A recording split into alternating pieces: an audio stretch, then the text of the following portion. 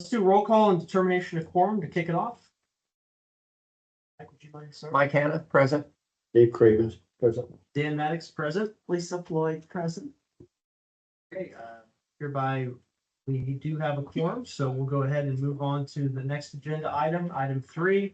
It's approval of the meeting minutes from May 1st, 2025. Are there any comments or revisions that we need to discuss? Okay, hearing none, do I hear a motion to approve the minutes as presented? Yes. Okay, motion, do I hear a second? Second. All those in favor signify by saying aye. Aye. Aye. Anyone opposed? Okay, Scott, old business. It looks like we have the recreation impact fee update and scope of services request Yeah. and the blight resolution. You're still gonna talk to that? I didn't know that was gonna be here. Okay. Yeah. Sounds good. Release for Lawrence. So, I'm prepared to withdraw that. okay, yes. So note on the record that this petition that was presented at last RDC meeting has been withdrawn officially on the record. But we would like to be able to give you a little bit of background information on this, just so you know why that decision was made. Okay. So we have Joe Knoll, he's our interim park director. He did have conversations with what we did learn between last month's meeting and this month's meeting. He has shared that and relayed that information that has been provided, and I'll go over this a little bit in detail. But that has also been presented to the park board at the last park board meeting, and they are all in support and appreciate the research that has been conducted by both Reedy Financial as well as Dinsmore, our legal team here for the town of Pendleton. As you recall, the last month, there was a request from the park board to have support for their park impact fee study in the amount of about $41,000 that their consultant, V3, has offered and has been taking on acceptance so long as funding was confirmed for that study. And so they came to the board and asked for support from RDC dollars. And since then, and conversations that we had with Dinsmore, and they had relayed this also at our last month's meeting, they wanted to review this request to make sure that it was in sync and in line with the state statute. We have IC 36-7-1439. There's a few different sections in there that kind of address on how RDC dollars are appropriately spent and expended. And so they took that under advisement, and as well, we reached out to Reedy Financial to find an understanding of that 2025 annual spending plan that you approved back in late 2024 that were earmarked projects, both capital projects and professional services that could be expended in 2025. So we wanted to find out first from Reedy if there was some flexibility in how those funds could be used. And then most importantly, can this professional service for that scope of service for their study, would that be an appropriate expenditure through that plan as well? So Reedy was able to confirm that yes, there is some flexibility in that annual spending plan with capital projects, as well as it also includes about $100,000 for professional services. So we did get that confirmed, but then in further review, Dinsmore has done a phenomenal job looking at detail in the statute to be able to see and to be able to properly advise us as staff and as well as you as leaders of our community on this board in how these funds are not deemed appropriate use and expenditure for this type of plan. So just in a nutshell here, these expenditures approved by, or any expenditures approved by RDC must relate to a public improvement within a particular allocation area, connected to an allocation area, or to serve or benefit the allocation areas that have been identified and have been confirmed throughout the years. And although we anticipate that these amenities that would come kind of through the park impact fee plan and study, and we know that those would live within the park system, the nature of a park impact fee is a little bit different. One is the location for this specific public improvement is unknown at the time of when that plan is created. The uncertainty of the exact infrastructure amenity type is not definitive. There is a lack of specific tie to the public improvement. There's also no guarantee that they would exist then in that area or benefit the area, as well as those earmarked projects may or may not be constructed. So with that being said, it does not meet the criteria that is required as a test for RDC to be able to support this type of professional services to be funded, through RDC dollars. So we just kind of want to provide that. There's also no authority and power that is provided through the statute for RDC to be able to make a direct payment or be the one to assess these impact fees and those scope of services. It's not an authority that's given to by the state. So for all those reasons, we are fully confident that Dinsmore has led us and also your commission as well as the park board in that withdrawal of this petition would be appropriate. So, do you have any questions on that or anything? I do. Oh, yes, absolutely. Not to that specific, but I think it was during that meeting when we were having the discussion as to whether or not we thought it was appropriate. We had asked for better, lack of a better term, a Cliff Notes version Okay. of what is appropriate, Yep. what's not, because I think this is gonna continue to come up, this question for us Okay. is gonna continue to come up. So I think Brian was gonna work on that.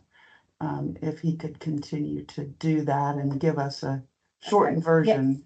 Did we Okay. not send? There is, in your drive, there is their email of an explanation and analysis of that statute and the reasons why.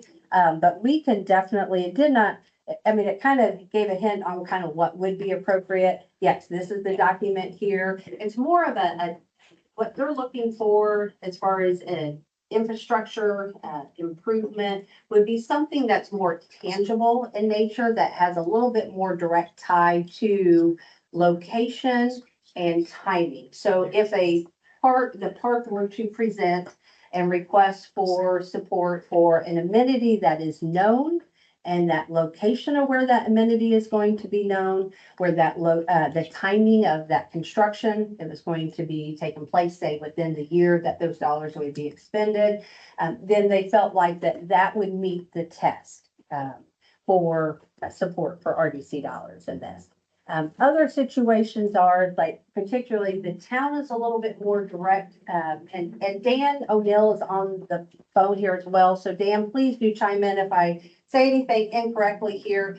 But the town also, by having its relationship with RDC, if the town were to expend some expenditures that would meet these criterias, then RDC could then, they reimburse the town for some expenditures that they engaged in that may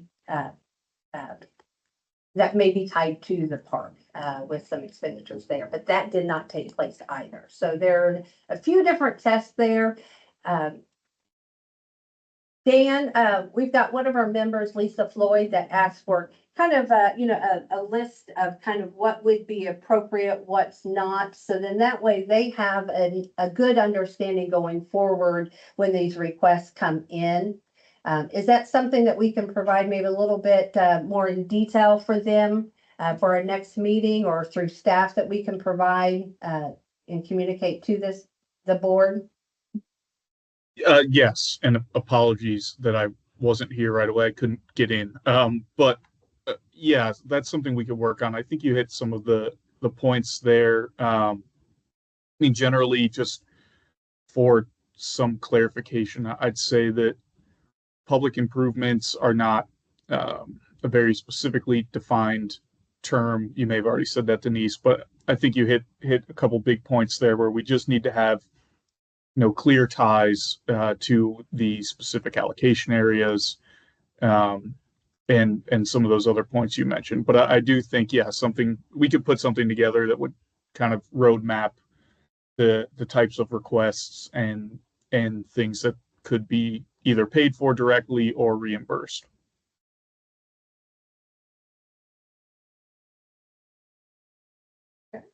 All right, that would be great. Thank you so much. I appreciate that. And we can get that out to you all as soon as we get that. We'll have a meeting with them probably next week, so I'll follow up on that and make sure that we get that to you. Do anyone else have any other questions? Yeah, any other questions from the group? Okay, I think we can move on to new business now. So let's move on to the resolution determining need to capture incremental assessed value. Okay. Just want to, the blight resolution, are we good with that one? Do you want me to, Yeah, well, I Is I that don't one know, not I don't on think the there's any agenda? questions on that. okay, perfect. Okay, I appreciate that. All right. So we will move for our new business on the resolution there. We also have Brady. Can you hear us, Brady? Brady I is our can, yeah. consultant. Okay, perfect. He is our consultant through Reedy Financial. And they have prepared for us this resolution and worked with Dinsmore on this. This is an annual assessment of all of our TIF allocation areas. For this year, we are reporting on 4 out of the 5. So we do have 3 allocation areas. Dinsmore is actually working on right now with kind of locking in all the boundaries of each of those 3 allocation areas for us. And they're going to be creating a map. So eventually here, probably in the next couple months, we will be presenting that to you all. But then a part of that, we have then that 4th allocation area, which was those 13 additional parcels that we had added in back in 2021. Scott, does that sound right? I think 21 when we added in those 13 parcels. They were actually an amendment to one of those 3 main allocation areas that we have. So those are reported in this year's assessment. And a part of our allocation areas, we have that 5th one that was just added in 2024. That's the Redevelopment Economic Development Agreement, and that TIF parcel there north of Heritage Way and State Street. We won't start seeing any type of assessed values and incremental values of that until next year. Seems like there's some activity out there though. Yes, there is. There's groundbreaking there. We got BL Brown that is starting to do the earth movement, going to be having some utility work here as well as roadway improvements there on that parcel. So they just started here last week bringing in materials, and they will start with some sewer sanitary improvements and then also their storm, and then they'll go into like their water line and then the roadway improvements. So yes, we're very excited to see that going. So yes. So a part of this, this annual assessment, it will look at, and we've got some exhibits there, Stephanie, if you want to pull up one of those and kind of go through here. But it will go through the projections as far as the very top line is the projected revenue. Then it goes into what is projected as the expenditures for the year. And then also if there's any obligations that are associated with this allocation area. Then there's miscellaneous expenses. There may be capital improvement projects that have been earmarked to come from these sources, as well as administrative cost as well. So once all that comes down, comes into kind of a net there, and if that net, that percentage is not 200% or higher, then it's determined that the town, the RDC, your body needs to utilize and capture all the assessed value in order to meet the obligations and the capital projects that are earmarked for these allocation areas. So then therefore our overlapping taxing units such as townships, the county, we also have the school, library, that those funds, those additional dollars, they're not anticipated to have any excess to then flow to those taxing units. So it's kind of a formal way that we are notifying the state as well as these taxing units that those funds then will be fully captured. And that 200% level, that's the state statute. Yes, that Okay. is correct. Yes, that is. So essentially if our TIF revenues are exceeding 200% of what we've outlined to from debt payments and capital expenditure projects, then we have to let that revenue go back through. To the taxing unit. Pass through to the taxing units. That is 100% correct, yes. Mhm. And so we've put together some letters. I will make sure that I get those. I apologize, they might be here on my desk, but I have those letters for you to sign as well as the resolution, if your body so choose to pass this resolution. We need to get those out in the mail tomorrow. We actually are going to also send them out via email as well. So then that way they meet the June 15th deadline. So we appreciate you all coming in and coming in here this evening to be able to meet that deadline. That is also outlined by the state statute. So if this is approved, we will send that out along with the letters, and we'll get that to Reedy Financial, and they will be uploading that to the gateway. It looked like they were all in good shape, but the Pendleton expansion was pretty tight, Yes, yeah, that one, I think, 196. yeah, that is right there. And Reedy's comfortable with that. Yes, Reedy is comfortable as well as Dinsmore as well. But Brady, do you have anything that like to add to this? I was just gonna mention, like, these are just projected expenditures, so we can change them as needed. It's not like the spending plan where once you block those numbers in, you have to make adjustments to them. So being at the 196 is not an issue, because if we need to, we can take the money from the other areas as needed. So no issues with that. Okay, thank you for the clarification. You're welcome. Anything else to Nope, talk on that? Yep, no, that's all I have. Okay, well, we'll need to pass those resolutions then. And can we pass those all as one vote, or do we need to vote on each one individual? Oh, it is all under one document. Is that correct, Dan? I understood that since it all lived within one resolution, that only one vote is necessary. That would be probably for Dan. Yep, correct. It's one resolution. Okay. Well, do we have any more discussion or questions regarding the resolution?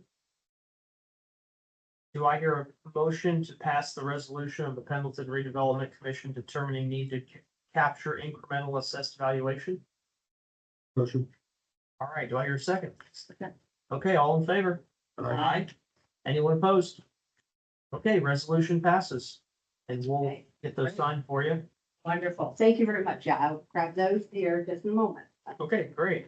Okay, looks like we have one other piece of new business, and that's some outlined park projects to discuss. Yes, that is correct. Great.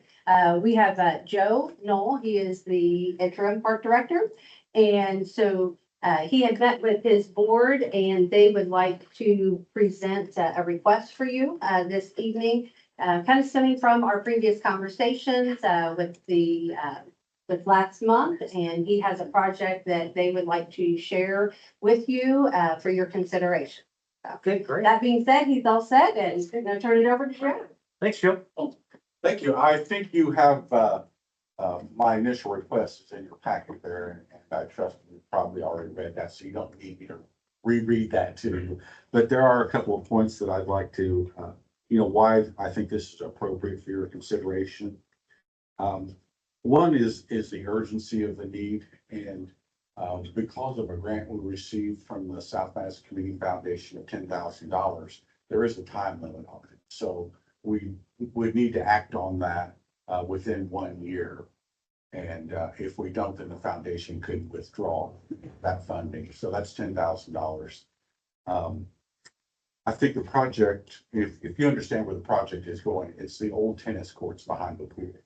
I don't think there's been a net up there for 2 decades anyway, and it's pretty ratty looking back there. And so what we'd like to do, so we've gotten a quote from E&B Savings to install 6 pickleball courts there, and that would involve 4 inches of asphalt, a sealer, 4 inches of asphalt, and then with a play surface to be applied to that afterwards.